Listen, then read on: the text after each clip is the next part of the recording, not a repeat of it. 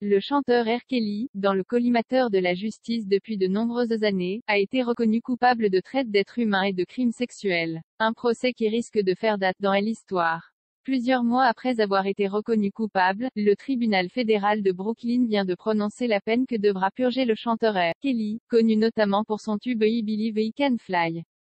Le verdict est tombé, 9 mois après avoir été reconnu coupable de crimes sexuels, il a été condamné à 30, il risquait la prison à vie, tandis que le parquet new-yorkais avait requis au moins 25 années d'emprisonnement. À l'énoncé du verdict, l'artiste n'a pas dit un mot, annonce l'AFP, une entreprise criminelle et sexuelle. R. Kelly était en détention provisoire depuis son procès, alors qu'il lui était reproché plusieurs crimes, dont celui d'extorsion, d'exploitation sexuelle de mineurs, d'enlèvement, de corruption et de travail forcé entre 1994 et 2018. Le procès, qui avait duré 6 semaines, avait marqué l'opinion américaine ainsi que la communauté noire, notamment en raison des crimes commis et des révélations autour du système de traite d'êtres humains orchestré par le chanteur. 9 femmes et 2 hommes avaient ainsi témoigné contre lui, mettant au jour l'étendue de l'entreprise criminelle de l'artiste de 52 ans. Le justice lui reprochait d'exploiter sexuellement des jeunes femmes, dont certaines étaient mineures au moment. R. Kelly a toujours nié les faits, tout en restant mutique, notamment lors de l'énoncé de sa culpabilité. Un danger pour la société. Pour le faire condamner, les procureurs fédéraux ont notamment pointé du doigt le danger que représenterait R.